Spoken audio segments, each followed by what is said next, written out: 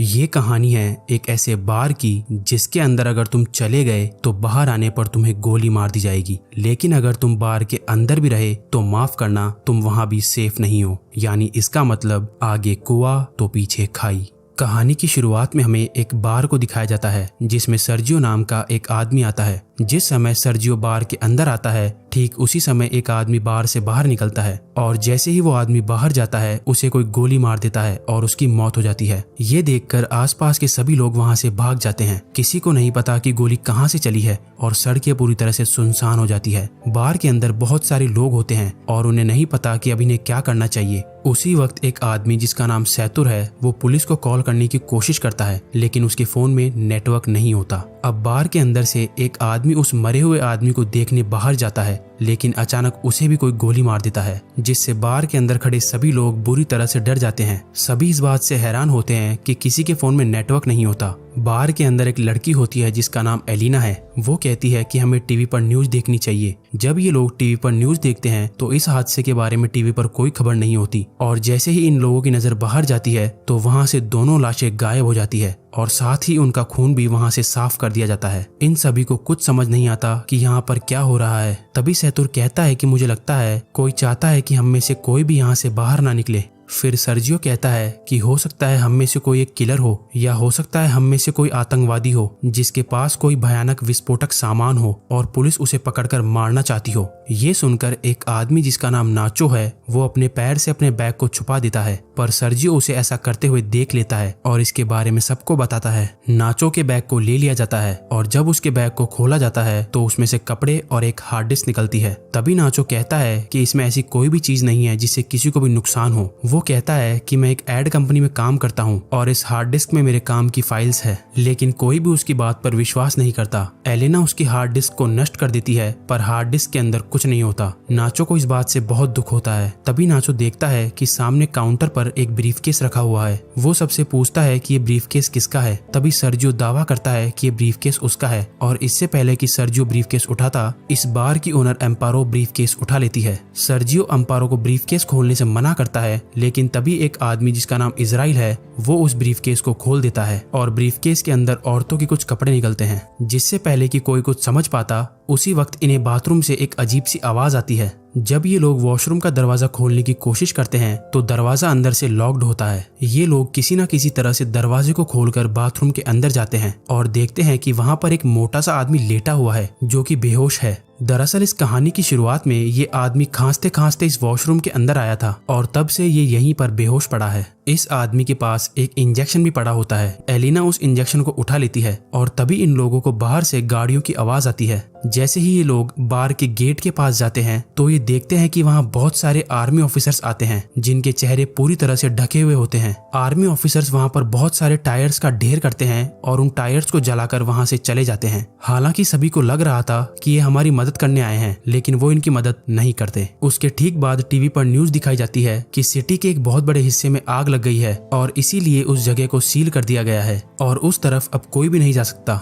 बाहर में फंसे लोगों को कुछ समझ नहीं आता कि सरकार झूठ क्यों बोल रही है। तभी वो आदमी जो बाथरूम के अंदर बेहोश था वो अचानक सबके सामने आ जाता है। उसकी पूरी बॉडी बुरी तरह से फूल जाती है, साथ ही उसकी आंखें भी डरावनी और अजीब सी हो जाती है और वो वहीं पर गिरकर मर जाता है। लेकिन मरने से पहले वो डू नॉट टच मी कहता है। ये लोग उस मरे हुए आदमी का फोन उठाते हैं और देखते हैं कि ये आदमी तो एक आर्मी ऑफिसर था। इसके फोन में और भी कुछ फोटोज होती है जिनमें लोगों ने किसी भी वायरस से बचने वाली पीपीई किट पहनी होती है। अब बार के अंदर सभी लोग समझ जाते हैं कि इस पूरे इलाके को क्वारंटीन कर दिया गया है। इसका मतलब ये जो आदमी अभी अभी यहाँ पर मरा है ये इन्फेक्टेड था और इन्फेक्शन से इसकी जान चली गई है और हो सकता है कि शायद अब यहाँ और भी लोग इन्फेक्टेड होंगे। वहीं नाचो को दिखाया जाता है जो किसी भी तरह से अपने फोन में सिग्नल लाने की कोशिश करता है और जब वो एक टेबल पर चढ़कर अपने फोन को ऊपर करता है तो उसके मोबाइल में नेटवर्क आ जाता है। वो ये बात सबको बताता है। तभी नाचो को कहा जाता है कि तुम जल्दी से किसी भी मीडिया वाले को कॉल करके उसे सब कुछ बता दो। लेकिन तभी सैतुर भी फोन पर बात करने के लिए टेबल पर चढ़ जाता है, जिस वजह से टेबल टूट जाती है। फिर एक आदमी जिसका नाम एंड्रेस है वो नाचो से फोन मांगता है, लेकिन तभी एम्पारो उसे रोक देती है और कहती है कि इस फोन को मत छूना, क्योंकि ये फोन उस इन्फेक्टेड आदमी का था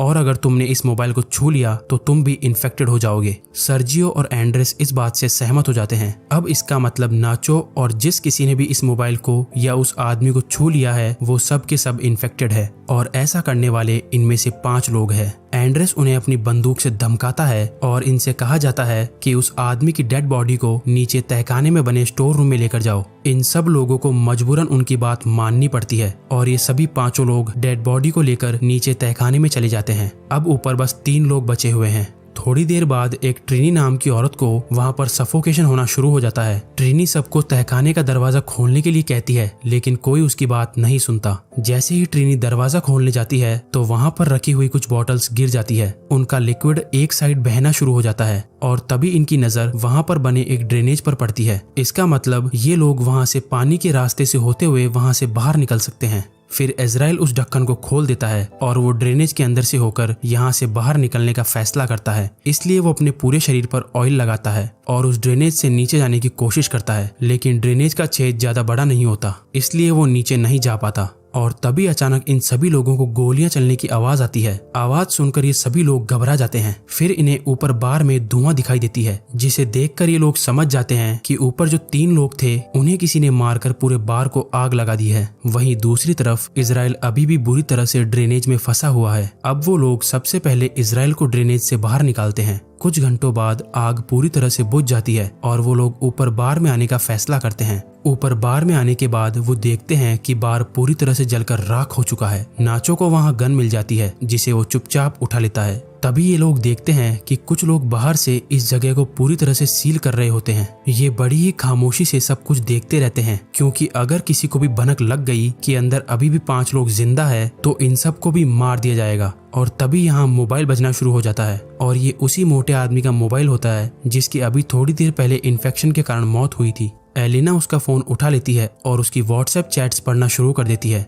जिसमें एक आदमी इस मोटे आदमी से पूछता है, क्या वैक्सीन लेने के बाद तुम्हारी तबीयत में सुधार है? इस आदमी ने जवाब दिया होता है कि नहीं, मेरी तबीयत बहुत खराब है और मैं किसी बार के वॉशरूम में छुपा हुआ हूँ, तुम मेरे पास आने की कोशिश मत करना। अब एलिना इसकी पुरानी चैट्स पढ़ती है, जिसमें इस मरे हुए आदमी ने लिखा होता है कि मेरे पास अभी 4 और बची है। ये लोग समझ जाते हैं कि इसके पास जो इंजेक्शन है वही इस वायरस की वैक्सीन है। ये पढ़कर सब लोग खुश हो जाते हैं कि ये वैक्सीन काम कर सकती है, लेकिन फिर भी उनके मन में एक डाउट आता है कि अगर इस आदमी ने वैक्सीन ली थी तो इसकी मृत्यु कैसे हो गई। अचानक इसके बाद वो फोन बजना शुरू हो जाता है, पर इससे पहले कि वो फोन उठा पाते उसकी बैटरी लो होने के कारण फोन स्विच ऑफ हो जाता है। अब ये किसी न किसी तरह से फोन को चार्ज करने की कोशिश करते हैं। वहीं एलिना कहती है कि इस आदमी ने चैट्स में कहा था कि इसके पास 4 और बची है, तो क्यों ना हम उन 4 वैक्सीन को ढूंढे। फिर ये सब नीचे स्टोर रूम में उसकी लाश के पास जाते हैं, लेकिन इनको वहाँ पर कोई वैक्सीन नहीं मिलती। इसके बाद फिर ये वॉशरूम में जाते हैं, जहाँ पहले से ही इजराइल वैक्सीन के साथ बैठा होता है। इजराइल किसी एक से अपना बलिदान मांगता है, क्योंकि वो सब 5 है और वैक्सीन सिर्फ 4। इसलिए इजराइल सबसे पहले एक इंजेक्शन निकालकर अपने आप को इंजेक्ट कर लेता है। तभी नाचो उस पर अपनी बंदूक तान देता है, लेकिन इजराइल फिर भी वैक्सीन अपने शरीर में इंजेक्ट कर लेता है, जिसके बाद नाचो और इजराइल के बीच हाथापाई शुरू हो जाती है। इजराइल नाचो पर हावी हो जाता है और उसकी गन को छीन लेता है। इसी हाथापाई के दौरान वैक्सीन इजराइल के हाथ से छूटकर नीचे तहखाने में गिर जाती है। ट्रिनी तहखाने में जाकर वैक्सीन को उठा लेती है, लेकिन तभी गलती से उसके हाथ से वैक्सीन छूट जाती है और नीचे नाले में गिर जाती है। अब ये बेचारे सोच रहे होते हैं कि वैक्सीन को नाले में से कैसे निकाला जाए। इन सब में से एलिना सबसे पतली होती है, इसलिए ये लोग उससे पूछते हैं कि क्या तुम अंदर जाकर उन वैक्सीन को ला सकती हो। पहले तो एलिना मना कर देती है, लेकिन फिर बाद में वो मान जाती है, जिसके बाद एलिना की बॉडी पर ऑयल लगाया जाता है और उसे उस छोटे से छेद के अंदर धकेला जाता है और बड़ी ही मशक्कत के बाद वो नीचे नाले में गिर जाती है। एलिना वैक्सीन ढूंढ लेती है और पानी से बाहर आ जाती है। तभी नाचो वैक्सीन को एक तार पर बांधकर ऊपर भेजने को कहता है, लेकिन एलिना साफ साफ मना कर देती है, क्योंकि वो जानती है ऊपर 3 लोग हैं और वैक्सीन भी सिर्फ 3 ही बची है। एलिना सबसे कहती है कि अगर तुम्हें वैक्सीन चाहिए तो तुम्हें नीचे आना होगा। फिर उसके बाद ये लोग ड्रेनेज के छेद को बड़ा करते हैं। तब तक एलिना बाहर का रास्ता ढूंढना शुरू कर देती है। थोड़ी दूर जाने के बाद उसे एक जगह पर रोशनी दिखाई देती है। सबसे पहले वो इंजेक्शंस को वहाँ पर बने एक गड्ढे में छुपा देती है। इसके बाद वो सीढ़ियों से ऊपर जाकर देखती है कि वहाँ पर बहुत सारी पुलिस फोर्स है जो कि बार में मरे उनके 3 साथियों को जला रही है। यहाँ से सीन शिफ्ट होता है और हमें दिखाया जाता है कि बाकी के 4 लोग जो ऊपर स्टोर रूम में थे वो भी अब किसी न किसी तरह से नीचे आ जाते हैं। इजराइल और नाचो के बीच एक बार फिर घमासान युद्ध शुरू हो जाता है और इस बार नाचो उससे बंदूक छीनकर उसे वहीं पर गोलियों से बूंद देता है। अब नाचो के पास गन होती है इसलिए सब उससे डर रहे होते हैं। तभी नाचो सैतुर को अपने गन पॉइंट पर ले लेता है और एलिना को वैक्सीन देने के लिए कहता है। नाचो कहता है कि हमारे पास 3 वैक्सीन है और इसको मरने के बाद हम तीनों बच सकते हैं। फिर एलिना इन सबको बाहर की ओर ले जाती है जहां उसने वैक्सीन छिपा रखी थी। धीरे धीरे ये लोग आगे बढ़ते रहते हैं। नाचो और एलिना आगे चलते हैं जबकि सैतुर और ट्रिनी इनके पीछे चलते हैं। तभी अचानक ट्रिनी सैतुर को पानी में डुबाकर मारने की कोशिश करती है ताकि सारी दिक्कत ही खत्म हो जाए, लेकिन नाचो ट्रिनी को ऐसा करने से रोक देता है। पर ट्रिनी नाचो से कहती है कि तुम मुझे मार दो ताकि तुम सब वैक्सीन बांट लो और तुम्हारी जान बच जाए। नाचो ट्रिनी पर बंदूक तान देता है लेकिन वो गोली नहीं चला पाता, जिसके बाद ट्रिनी नाचो से गन लेकर यहाँ से थोड़ी दूर जाकर अपने आप को मार देती है। अब सिर्फ 3 लोग बचे थे और इनके पास इंजेक्शन भी 3 ही थे, इसलिए सब एक एक इंजेक्शन ले लेते हैं। पर इससे पहले कि ये लोग अपनी बॉडी में इंजेक्शन लगाते, यहाँ पर इजराइल आ जाता है जो अभी भी जिंदा है। इजराइल सैतुर पर पीछे से हमला करके उसे जान से मार देता है। अब इजराइल को गुस्सा आ जाता है और वो नाचो और एलिना की जान के पीछे पड़ जाता है। तभी नाचो और एलिना को सामने सीढ़ियां दिखाई देती है। वो दोनों सीढ़ियों की ओर आगे बढ़ते हैं, पर तभी एलिना के पास जो इंजेक्शन होता है वो उसके हाथ से छूटकर नीचे गिर जाता है। अब क्योंकि इजराइल भी उनके साथ सीढ़ियों पर चढ़ रहा है इसलिए वो नीचे नहीं जा सकते।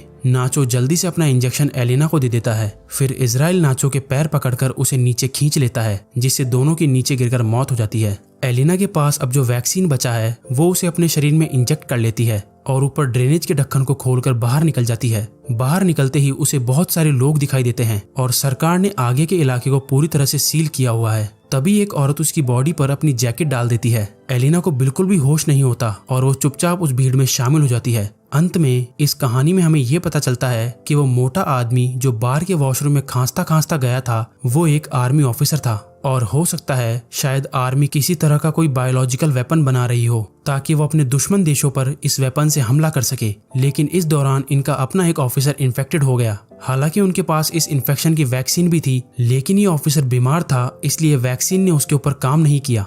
और जब आर्मी को पता चलता है कि उनका वो ऑफिसर बार के अंदर है तो उन्होंने पूरे एरिया को सील कर दिया ताकि वहां से कोई भी बाहर न निकल पाए और उस वायरस को इसी जगह पर खत्म कर दिया जाए, चाहे इसके लिए उन्हें कुछ बेगुनाह लोगों को मारना ही क्यों ना पड़े। थोड़े बहुत लोगों के चक्कर में वो पूरे देश को खतरे में नहीं डाल सकते थे, इसलिए उन्हें मजबूरन ये कदम उठाना पड़ा।